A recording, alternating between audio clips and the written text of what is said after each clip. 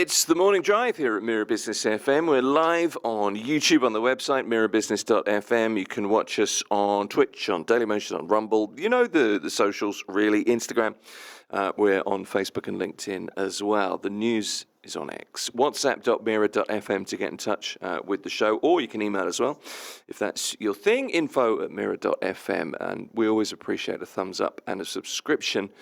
And to hear from you now, it's real estate. Ronan Arthur is the director, as a director at Cavendish Maxwell. He's also the head of residential real estate valuation. New Real Estate Insight report out. Dubai property investors are driving the market to new record highs. 3 out of every 4 sales now being off plan. No great surprises there. However, while prices are still rising fast, industry experts warn that the massive wave of planned new construction is about to put the market's long-term strength to the ultimate test. How might we come out? Cavendish Maxwell are chartered surveyors and property consultants. Ronan Arthur is with me. It's very nice to meet you, Ronan. Thank you very much, Tim. Nice to be here. Good to have you here, first thing in the morning. Now, let's start with this kind of off-plan phenomenon, really. 42,000 transactions, 76% of the market. Why is off-plan, first of all, so dominant? Is it really just, attractive payment plans, or investors betting on strong capital appreciation? I think it's a mixture of a few things. So the phenomenon isn't a new one. Over the last 4 years, the market has been dominated by off-plan. Between 70 and 80% of all transactions were off-plan transactions. Yeah. I think developers have become very slick at marketing off-plan over the last number of years. A lot of the work that we do in Cavendish Maxwell and in the residential valuations department are on behalf of banks, so we act as the third party. So we come to the part of the transaction when the unit is handing over. So when a buyer can take finance against it. Right. So in a new development, generally there will be a body of evidence there for transactional evidence on the secondary market. So what we do is we have access to all the DLD transactions, so we're able to prepare our valuation based on that. So we have the number of the unit, we have the size, we have the data transacted, we have the number of bedrooms, etc. Right. What we don't have are the views, so we need to establish the views. So what we do is we can go back and rely on the marketing material produced at the beginning when the project was launched, and you have floor plan plates, you have floor plans, and they give you then the views. Out of that, you can work out the views. So a lot of the off-plan sales that have happened over the last number of years have been to overseas buyers, people that may never have been to Dubai before, and they're attracted because of the payment plan. Initially, there's not the same, I suppose, burden in that you put down your 20% and then you enter into a payment plan that's either linked to construction phases of the development or to a timeline until completion, and then that's when you pay the balance, I suppose. Yeah, I mean, I always look at this and I think it's even simpler in lots of ways, and I wonder if I'm taking a far too simple overview. But okay, attractive payment plans are one thing, strong capital appreciation is another thing. If you're investing in property, I get that, but I can see. I see off-plan as being so dominant, particularly to investment buyers from outside of the country, in that I'm seduced by the models that I see. The marketing is so slick and so effective, and you kind of alluded to that. And you can see that in terms of making the sales process, smoother, easier, that's got to be a major part of it as well. Dubai's very good at that. It's very good at that. Yeah. I mean, Dubai, it's a brand. I mean, it's made itself a really, really strong brand. Yeah. You cannot watch any sporting event anywhere in the world without seeing some mention of Dubai or the UAE, and people, especially young people, are attracted to that. And if you see any football tournaments, tennis tournaments, golf tournaments, you will see Dubai or the UAE mentioned. So people are attracted to that, and I suppose it's a fear of missing out because people have seen how the market has appreciated over the last number of years. And also, what I would add is Dubai, the real estate market in Dubai is transparent in that if you want to buy a unit, let's say it's off plan or let's say it's secondary market in Dubai Marina, you can go on to something like Property Monitor or Buyut and look at the last number of transactions in that tower to see what it has sold at.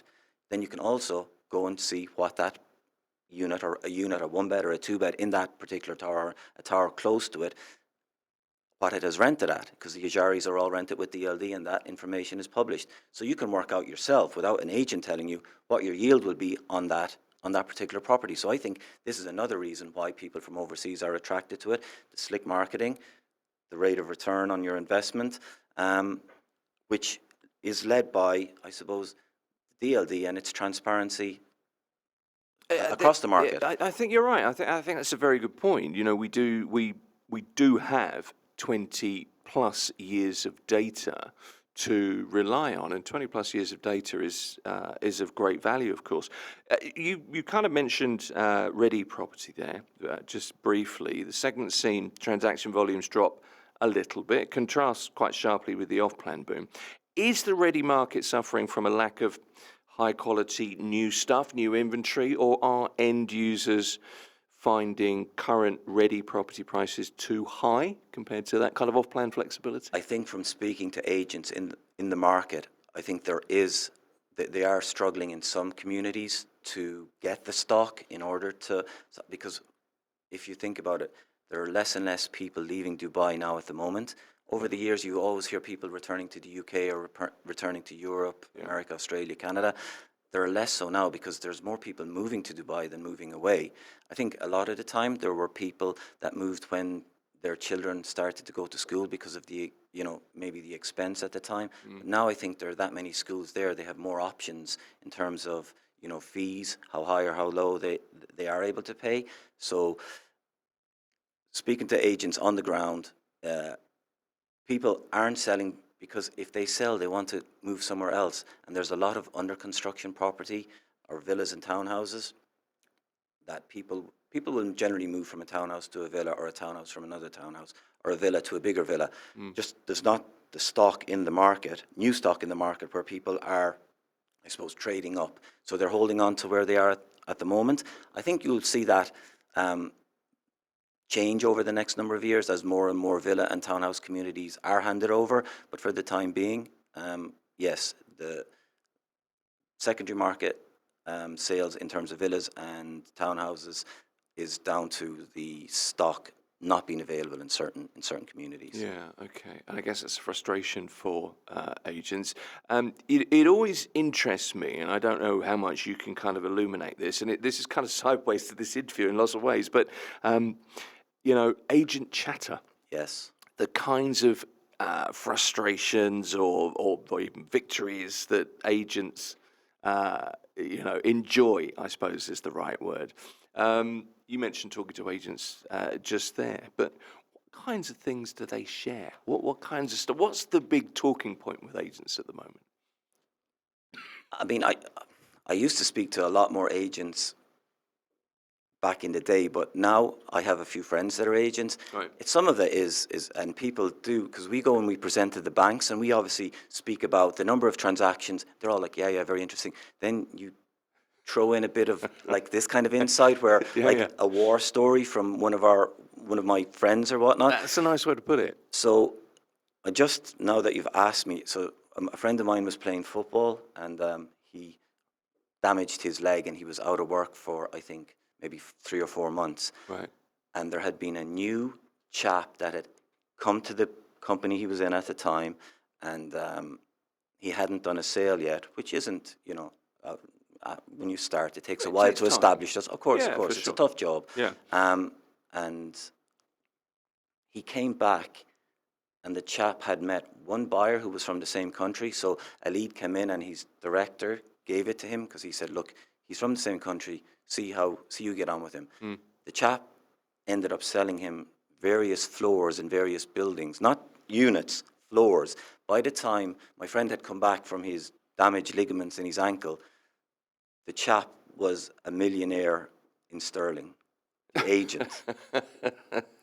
That's the Dubai success story, isn't it? Now, on the back of that, and we spoke about earlier about the off-plan and whatnot, Yeah. in 2019, if an agent had a buyer and they wanted to buy something directly from the developer and it had to be ready, Yeah. okay, there was options. You could go to Arabian Ranches too.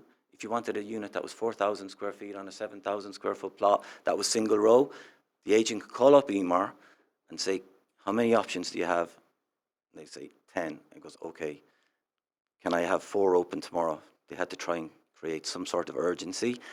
You could bring your buyer, show them, and then the next day you could bring them to Al Farjan and show them 20 units in Nakheel that were ready built, and then you could bring them to Damac the next day. This was in 2019. That buyer would get a post-handover payment plan, 4% DLD fee waiver, no fees to the agent because the agents were already getting paid by the developer, and your community fees were probably waived for 4 or 5 years, all on a post-handover payment plan. And agents were struggling to sell that at the time because there wasn't buyers in the market. Sure. Now we have the opposite.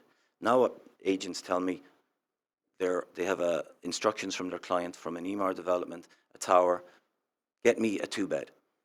Okay, it's launched, it's an online launch, and they're in the office pressing a button, not knowing if they've got it or not. And by the end of 10 minutes, they'll know whether they've secured a unit or not. They won't know if it's on the first floor or the 10th floor or Marina View or not. People just have the appetite for off-plan. And we've seen that with a number of launches this year. Last year, I think the statistic was there was a launch every 16 to 18 hours. So far this year, there's been over 500 launches, over 500, and that's 2 a day. So 1 every 12 hours. And the number of units released onto the market every day has been 500. 500 new units launched onto the market every day in Dubai. I mean, yeah, you mentioned at the start of the show, where is it going and how long can this continue? I mean, that's a question. Well, that's a huge question. It's so interesting because it's so. I mean, we talk about dynamic markets all the time, and Dubai is kind of the epitome of that. That's a general discussion point here. Let me ask you about sales. Sale prices rose 16% year on year, or more, depending on what you're reading, yes. of course. Yeah. Can you tell me where is this growth most concentrated? What specific communities are delivering that kind of double-digit appreciation, and where is it more moderate as well?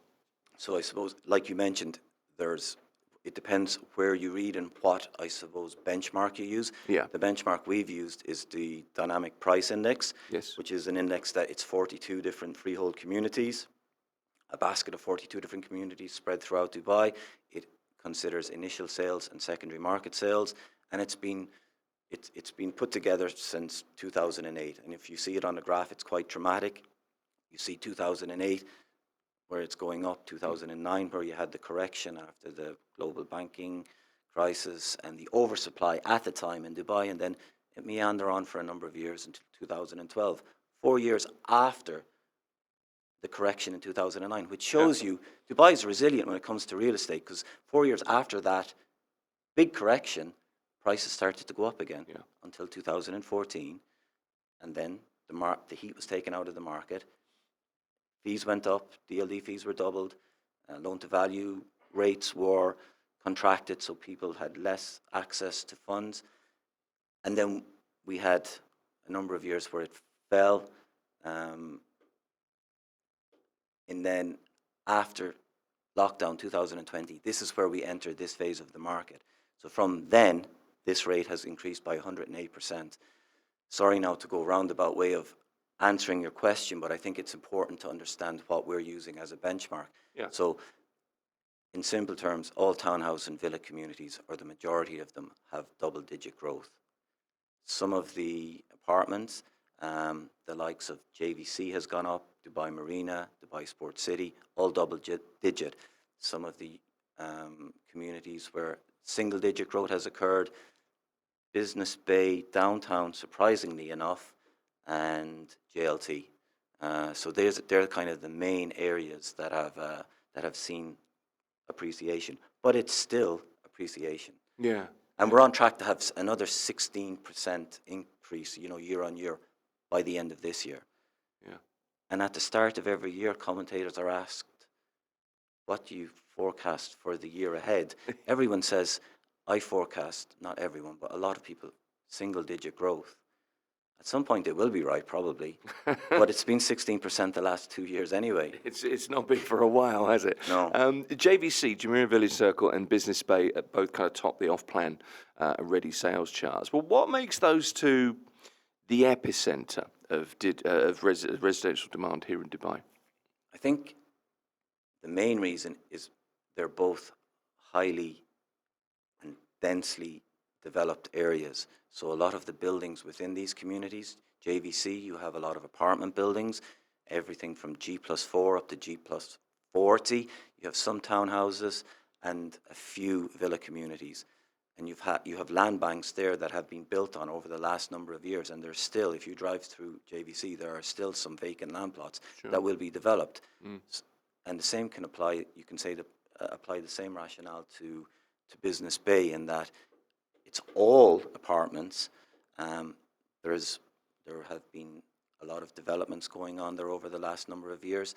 But at the same time, both these communities are in and around or coming up to 20 years old. So you have a large volume of secondary market stock that can be sold, and you also have a large volume of launches that have occurred over the last 4 or 5 years. So this is the reason why these two areas in particular seem to always top this table when a report is published. Let's touch on the ultra luxury segment for a moment. Over 50 million dirham properties, really. 65 sales, nearly 6 billion dirhams. Yes. In the report. Is this kind of high-end segment, if you like? Is it separate? Is it decoupled from the mass market? Is it driven just by global HNWIs, high net worth individuals moving capital here? Do you think that's the thing? That is, in a nutshell, that's what it is. I remember when so at Cavendish Maxwell, we're involved in quite a few of these valuations, and even our built asset consultancy team, they go and they do, snagging on these high-end super prime properties. But back in 2019, when we valued a villa on the Palm, it was easy because you had comparables, around it. When you did something in Emirates Hills, it was easy. There was stuff that you could benchmark it off. If you were asked, and at the time there was a few, let's say 30,000 square foot penthouses spread throughout Dubai, it was difficult to find, your benchmark for that type of asset. So we would have to go and look at stuff in London and New York and kind of benchmark it off that, which wasn't ideal, but we had to do it at the time because there wasn't that super prime, super luxury assets. Now we have our own, market here. Over the last number of years, the real estate, or that asset class, and Dubai has outperformed every other market in the world. So it is people that are coming here to Dubai as a, I suppose, growing global wealth hub. I think I saw a report recently, and we were 6th on it. There was 2 Chinese cities, an Indian city, and 2 American cities. The 2 American cities, people go to retire, so they're there to protect their wealth. The 2 Chinese cities, one of them was Shenzhen. I think it's the Silicon Valley of China, and Bangalore, the Silicon Valley of India. All those 3 cities, the population is between 12 million and 14 million people. Dubai, it's 4 million. Dubai is punching well above its weight in terms of attracting these people, and we probably know why they're coming here. The lifestyle, the tax setup. You had someone on, Michelle, I think, recently. Michelle Carby, the tax expert, and she was speaking about the exit tax that's been rumored in the UK. That's right. 20%. I mean, it's bad when they're putting in measures to stop people from leaving and not trying to make people stay. They're trying to stop people. They're not trying to keep them there. I mean, this is the thing, and this has been the story recently, particularly from a UK perspective, and I guess an Irish perspective as well, where you're from, that, people are looking at Dubai and thinking, "Oh, okay, that's a very attractive option." The perception is that that's what's happening, and that's what Michelle was talking about. The remarkable thing is, Ronan, just you mentioned a number of years there, 6 years for Dubai to get, the speed, the progress is what's super remarkable. Dubai also builds pretty fast. I mean, we've seen construction cycles shorten dramatically from something like 1,300 odd days to just under 900 Yes. days. What do you think about that? What's your view on developers, how they've managed to accelerate delivery times? Is that a sustainable pace? Because you've got, the pressures of, labor, materials, Of course, etc. yes. But you've also got, in the background, there's always that quality perception as well if things are built quickly. Absolutely. I think one of the reasons how the days has reduced is that developers are starting to embrace and incorporate modern building techniques and technology into their into the developments. I mean, prefabricated facades, modular plumbing, air conditioning, and electrical systems that can be, built off-site, brought to site, and then implemented into the build. Yeah. Same with precast. Anything precast, anything that can be done in a factory and brought, like almost in a Lego-like system. These things definitely are reduce the labor and reduce the time that needs to be spent in building any particular development. I think you've also seen some of the larger developers start to open up construction arms themselves, where they don't get a contractor in, they actually take control of the build themselves, which can speed up the whole building process. So is it sustainable? For some of the big builders it is. I think it'll probably go to 1,000 days, but if you have a construction arm within your company, if you have a sound, I suppose, and have somewhere that where prefabrication is you have access to prefabrication, and I suppose also that you have access to the products that you need in order to build, then yes, you can keep it around that. But I think some of the smaller or newer developers may struggle, and I think that's why there has been less units handed over, because there's always a forecast, and that forecast is fluid with regard to the number of units that are forecast to be handed over, and then ultimately it always falls short. Yeah, yeah. I mentioned the speed there, but I mean, there's also the other side of this, and I can imagine people like screaming at their TV set, computer, however they're listening at the moment. There's only 9,400 in fact units delivered in Q3, and that's a significant miss, I guess, is the best way to put it, of the 22,800 projection. Why do you think that was, and how do these delays impact the current housing shortage, in particular for tenants? Yeah, I think supply chain issues is one of the big things, Right. and I also think we have to remember that there's a lot of competition in Dubai, but in the region, in Saudi, of course, they're going through like a large development phase as well. So I think supply chain issues and trying to attract, labor and planning. And I think probably some of the smaller or newer developers have been over optimistic when they promised handover. So I think these things are the main drivers for it not hitting target. But I do think by the end of the year we'll be in and around 40,000 for the year, which will be more than last year. Okay. So we'll be between 40 and 45,000. I think we'll say with the tracker that you can look on several different resources online. Plus, obviously, the way payment plans are structured now, the balance is on completion. So Yes. it's in their interest to get them handed over as well, Yeah. as quickly as they can. So I think you will see a big push towards for the fourth quarter. I think we'll be over what we were last year. The report flags 2026 and 2027 as the critical test when a massive volume of units is scheduled for delivery. In your view, as Cavendish Maxwell, what's the single biggest risk to the market? Because this is going to be, I mean, in theory, this is a wave of supply, isn't it? Yes. I suppose I can't speak for Cavendish Maxwell, but myself, I suppose. Personal view works for Personal me. views. I do think that, I think when you're in this type of market cycle, so we're now over 5 years, we're into the 6th year. I think this is the 63rd month of this cycle where values have been increasing, and also, as we've mentioned, the phenomenon. That's a crazy stat, the 63rd month of cycle.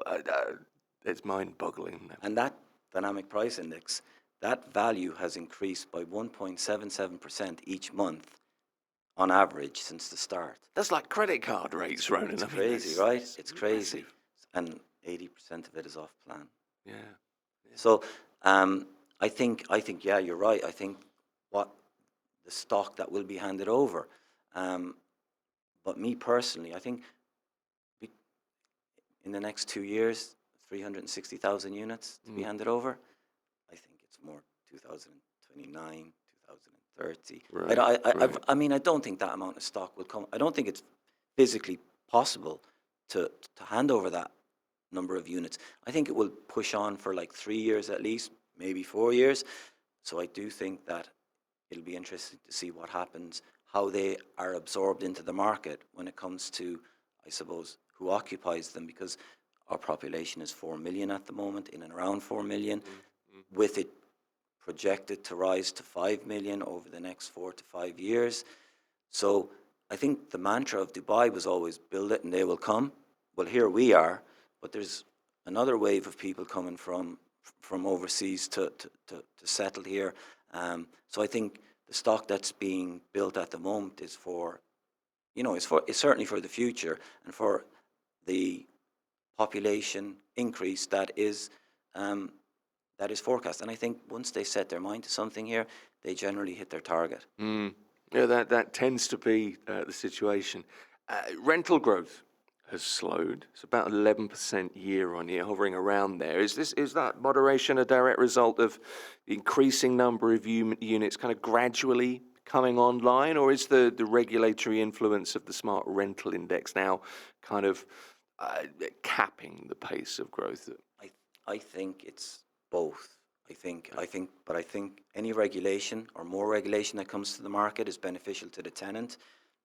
It's also beneficial to the landlord, because now it's specific to a building, whereas before it was specific to a community. So if you had a unit that was a one bed that was 600 square feet, or a one bed that was 1,000, or in another building over 1,000 square feet, well then you were kind of lumped into the one category. So now it's separate. But I do think it adds transparency to the market. Anything that adds transparency to the market is good for the market. And I do think that it gives tenants more confidence to, I suppose, object to any rental increases that aren't in line with what is allowed as per the RERA rental index. But also then, yes, you'll definitely see as more and more units come to the market, it should slow down the rate that it's increasing. Because still at the same time, it is still increasing. I mean, and we're looking to attract talent to the city, and new people. And one of the things that would put people off moving here is housing and the cost of housing. So I think it's not a bad thing where rents start to the pace that they're increasing starts to come down a bit, because you can attract more people if it's cheaper for housing. Yeah, for sure. Mortgage transactions up 12.4% this quarter. That's, even though we've got rising sales prices, high global interest rates. So that kind of points towards confidence in financing. What does that tell you about the underlying health, the belief amongst end users and also long-term investors in the stability of Dubai and obviously the stability of the UAE? Yeah, I think we've seen mortgages rise year on year here, and I think the main reason is because of the handovers. So a unit becomes, you can take finance against a unit up until recently, until it's, or when it's fully complete and handed over. So obviously, the more units that are handed over, the more mortgages that will be taken out against them. Also, throw that into the fact that more and more of the banks are starting to offer different products, in that you can now take finance against a property that is 50% paid, or some of the banks are 50% complete, depending on what bank you speak to. So I think what we'll see is, going forward, these mortgage figures start to increase, because the banks realize that there's a lot of chips on the table when it comes to, I suppose, increasing their mortgage book. And I mean, if 366,000 over the next number of years, if there's even like 20 or 25% of those units have finance taken against it, I mean, it's a large number. It's always struck me that if there's one not issue with the real estate market, but if could be a real bonus if I think banks were a little bit more innovative with their financing options at times, a little bit broader, perhaps. I think some of the banks will appreciate that, and are looking at making more products available. Yeah, Because you see it in Europe, you see it in the UK, you see it in Ireland. You see more and more products that are available. But I do think the banks are conscious of this, and I do think they are looking at increasing the products that are available to their customers. yeah. Final question for you. It's kind of hard to avoid hyperbole, really, when you're talking about UAE real estate, particularly Dubai real estate, because I think very often we tend to kind of talk in superlatives, don't we? And understandably, because there's no place like it.